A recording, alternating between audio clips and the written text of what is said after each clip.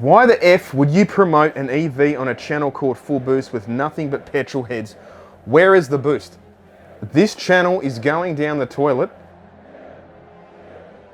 Full Boost is finished, absolutely finished. There's people unsubscribing to the channel.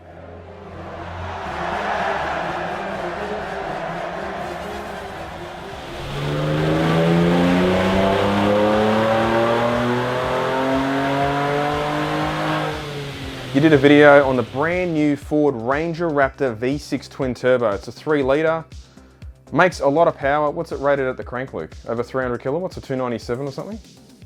I think I said 298 in the video, but I'm pretty sure it's actually 292. For a big heavy vehicle, this is a 2.4 ton, as the Americans call pickup, but they'd think it's small. Anyway, Luke, you did a video on the Raptor.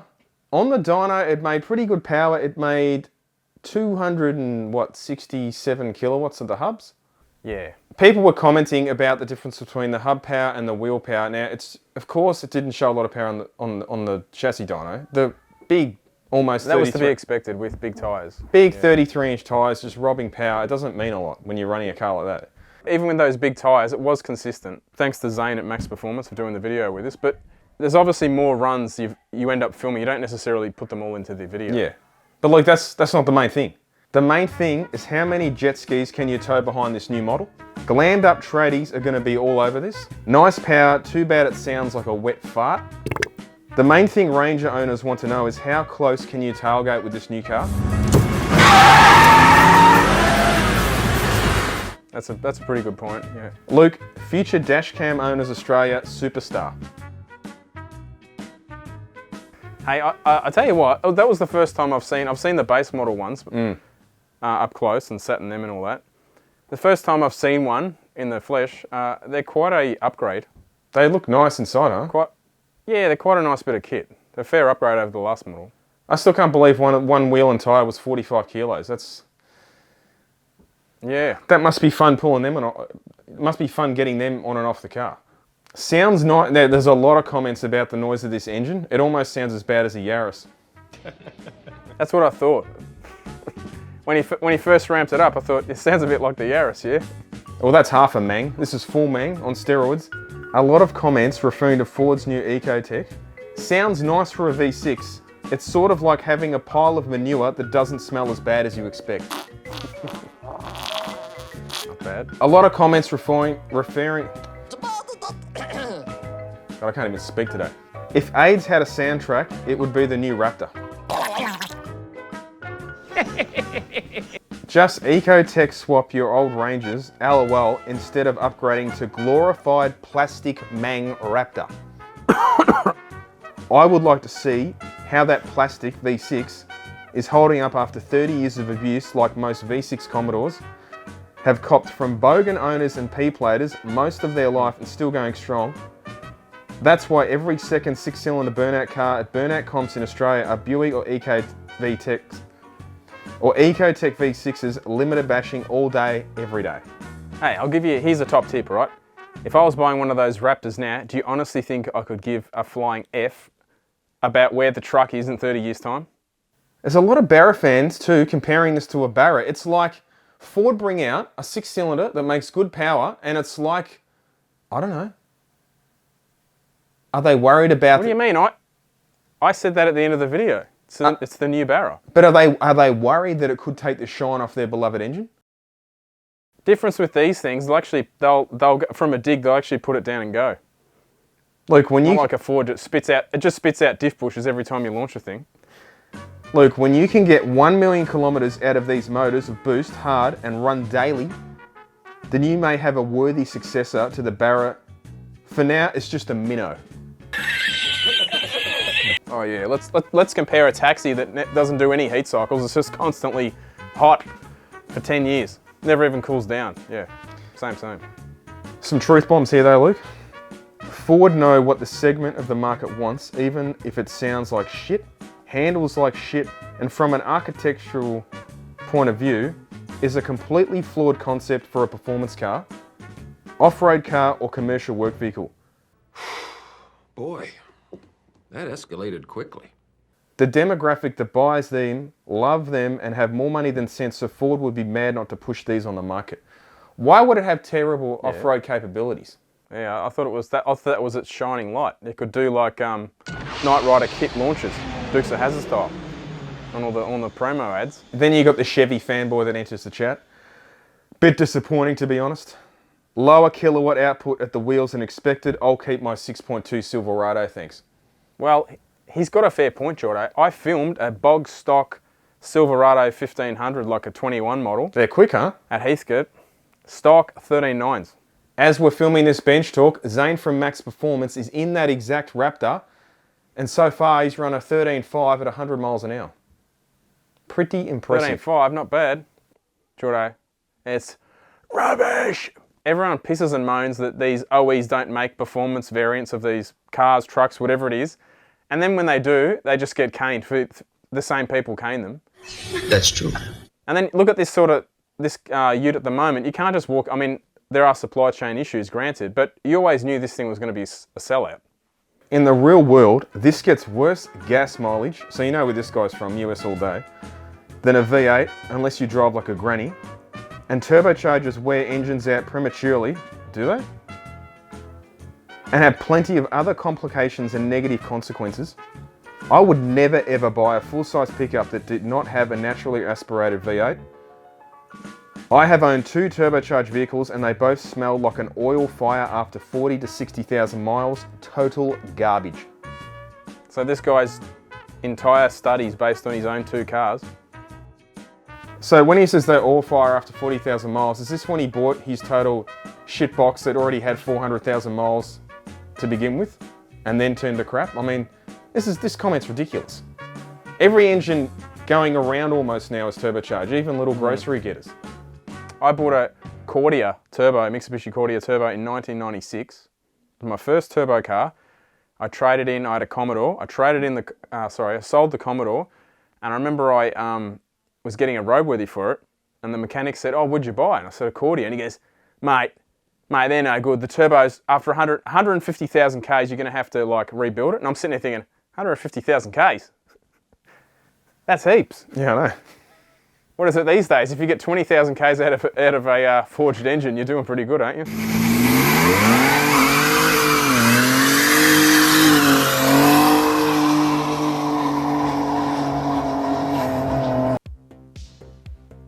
Jordo, what is that top you're wearing? Is that your own car? You've put your own car on a t-shirt. Yeah. I am guilty of having my own car on a t-shirt. As you can see here, this is my GSR / I'll just call it an Evo. Full boost, we love the 90s. You know which one has sold the best? A Pulsar GTIR, and probably because you don't see GTIRs on tops too often. Mazda FDRX7 and a Toyota MR2 SW20 model. They are the current 4 I've done, and now we need to do more though. Actually, let us know what type of car you'd like on a top like that. I was going to say that. Put some different cars on there. While we're doing shameless plugs, air fresheners on sale now. And we've got full boost stubby holders.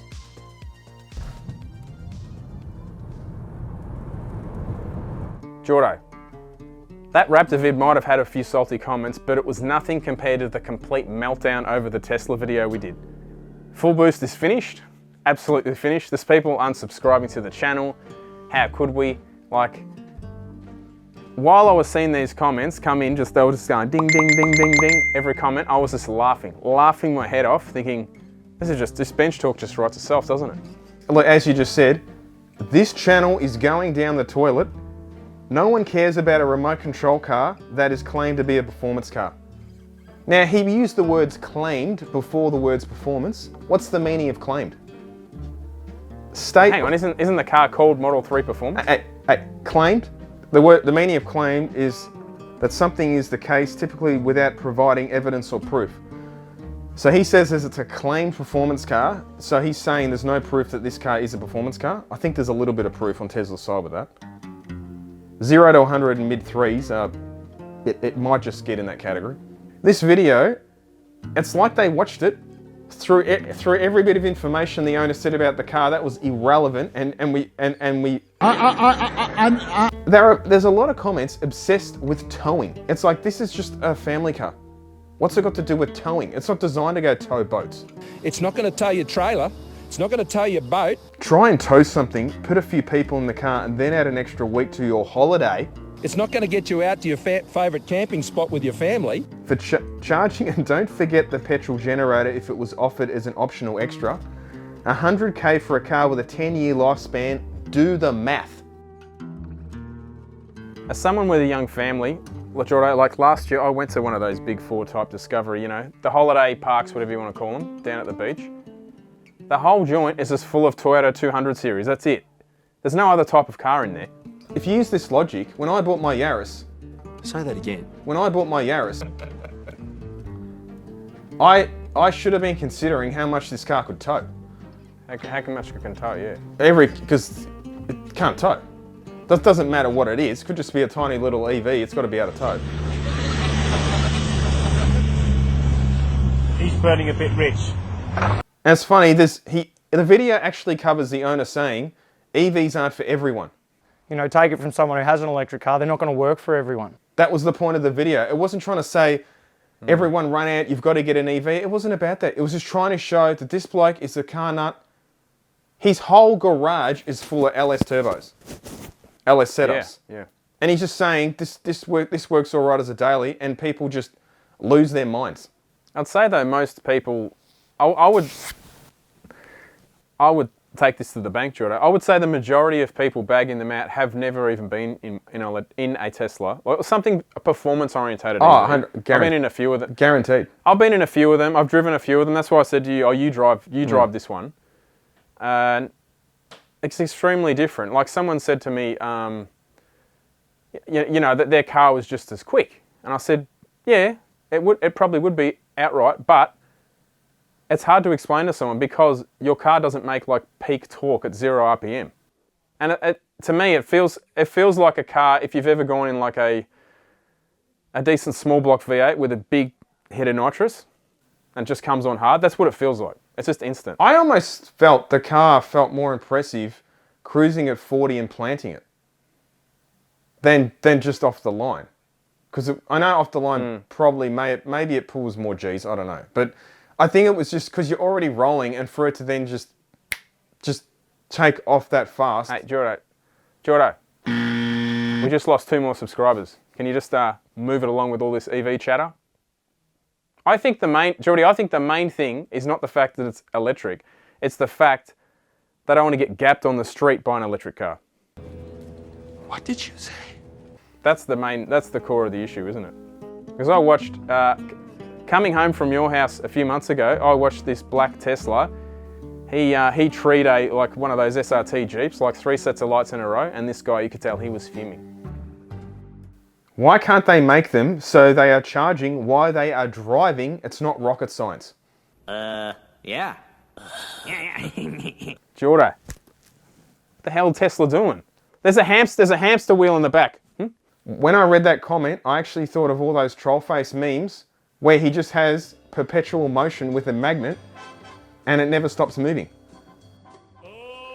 No, he had a cat. He had a cat with the slice of buttered toast, because the buttered toast always lands buttered down and the cat always lands on its feet, so therefore it would continually spin. What the hell are you talking about? Pretty good comment. This one, you could argue that the Model S Plaid, now this model we haven't got in Australia yet, this is the mega quick one, is a muscle car because it's heavy, doesn't stop or turn as well, but it bloody goes. Pretty good line of that one. Won't affect, now this is, excuse me for trying to read this because the grammar is so bad. Won't affect you life, I ain't ever getting an EV. 30k to replace the batteries when they fail. There's a lot of comments about when the batteries fail. Apparently every EV will have failing batteries. I mean, because no PX Ranger's had a failure, has it? They're faultless. Elon is a psychopath, and I despise their attitude towards their customers. I do think there's a fair point to be made to do with the to do with the ownership of the car. Like, it's like you don't own it. that popular YouTuber who does the Tesla Rich Rebuilds, he goes on about it a lot, about how you can't just go in there and buy parts and say, hey, I want these parts and put them on my Tesla. It's like you don't, it's your car, but you don't have any right to repair. And I think there is a massive issue there. And then they can't even open the Tesla because the car locks itself because it's basically bricked. And Tesla won't allow the car to unlock itself. It's all remotely done. So remember, these comments are just coming from a video we did on someone just saying, hey, Tesla works for me. It's getting to the point where EVs cannot coexist when most EV fanboys want to cancel ICE and implement the Clean Air Act. Some of you all live in a fantasy land. When trucks can run cross-country 24/7 on electricity and cargo planes fly with EV power, I'll say it's viable. Cargo planes. You'll be flying a electric cargo plane full of rubber dog shit out of Hong Kong. I get where they're coming from with the fanboy mentality with the EV stuff, because I follow some of the EV groups on social media and there is just some ridiculous one-sided comments, but you also get that from what you'd call our side. You mean Barra owners? But it's exactly this. They're sort of complaining that these EV people are fanboys and they're just essentially biased to one side. I'm like, there's a lot of people in our camp that are essentially the same. Why the F would you promote an EV on a channel called fullBOOST with nothing but petrol heads? Where is the boost? Now, did you kind of notice, mate, that the owner was a petrol head? Is that what we're trying? Do you think we're going to go and find some ex-Camry driver, calculator lover, Tesla owner, and get him to show us the Tesla? Yeah, I know. That would be completely meaningless. I can't wait till that says Neuralink charging. You are not even worthy of a sub, ciao boys. So he leaves, by the way, 1 hour later. I'm back! Unsubscribe if you don't support EVs. So it's always got to, what is it, the YouTube, got to announce my departure and then come back 5 minutes later, just still talking. You know what I don't understand? Are we supposed to be crying into our cornflakes because this guy's left? fullBOOST used to be about performance cars. So this is in the same video, we go over how he's got a 1500 horsepower LS turbo on the build. Look, even saw one bloke comparing. So this is mind you, once again, I keep stressing, this is just a video about a guy in a Tesla. About all of a sudden, it's snowballing into he's comparing the fastest EV drag car to a top fuel car. You know when someone pulls out the top fuel car comment, they're kind of clutching at straws. Because it's pretty relevant analysis going on there. And then, he's also comparing 6-second street GTRs to a Tesla Plaid. Because, you know, the GTR will comfortably fit 4, aircon, be quiet as a mouse. Pretty good compare with an 8-year warranty, mind you. Look, 8-year warranty. Good comparisons going on there. I think that's the end of our Tesla disaster video. That I think the unsubscribe counts on about 100 so far. More EV news. Geordie, we're about 20 minutes into bench talk and you've just talked about 2 videos and like 2 cars. Shadow Minister for Small Business, Susan Ley, has been named and shamed by fellow MP for incorrectly saying there are no electric utes on the market. So this person said there's no electric utes on the market and she got caned for it. What electric utes can you actually buy? This is ridiculous. Then they start mentioning all these, the EV Council starts mentioning Ford Lightning Ute, a Rimac. Because, you know, you can go and buy a Ford Lightning Ute and a Rimac in Australia. Are you serious? What's up? So they're saying there's EV utes available and there's ones that are only available across the other side of the world. Yeah, but won't they be, they'll be like 200 grand here, you'd think? Of course they will be. If you're poor, stop being poor. Yeah, actually I'm surprised they didn't mention the Cybertruck. So of course she obviously got fact checked and it was considered, her statement was false. What about, isn't the Lightning, wasn't that the one that could do 110 kilometres or something on the... With the towing. 2 big questions we get about the all-electric F-150 Lightning truck are, can it tow? No. And how does towing affect battery range? Power failure? This MP is demanding net zero. People did a bit of digging and found out, got fossil fuel shares. Then when that came out. Saw that in the news, yeah. And she, get this, so she's bought the fossil fuel shares So when she got caught, her response was she claims she did it for shareholder activism. Bullshit. She wanted to know more about the company. So she bought shares. So receiving a dividend, so when you receive a dividend, that's how you know more about the company. So I mean, you know, she's doing her research, due diligence. Jordan, did she get those stock tips from Pelosi.com or what? Actually, I saw this accident on good old Dashcam Owners Australia. Not one, but 2 Barras involved. This has got to be a stolen car, ridiculous. And you always think there's always some poor innocent bystander gets their car destroyed. I see these Dashcam Australia videos daily. It's ridiculous some of the stuff that goes on the roads. Oh, this was a good one. Why Australia should consider lifting the legal driving age of males, just males, to 21. Do you have any other questions? What if you identify as a female? Gotcha, bitch! Young males are most at risk. They have more crashes and fatalities. There are more males driving than females. They didn't really account though. I mean, there's obvious reasons for this. They didn't account. It depends on the cars they drive. Males tend to, you know, drive different cars to females. I mean, when you realistically think about it, driver education's terrible in this country. I tell you what, I've been driving around Melbourne a lot the last few weeks. The pothole crisis is out of control. A lot of people damaging wheels. I'm not even talking about like outer country roads. I'm talking about suburban roads. Shocking. I should put in some fixed speed cameras just before the potholes, and that should slow people down.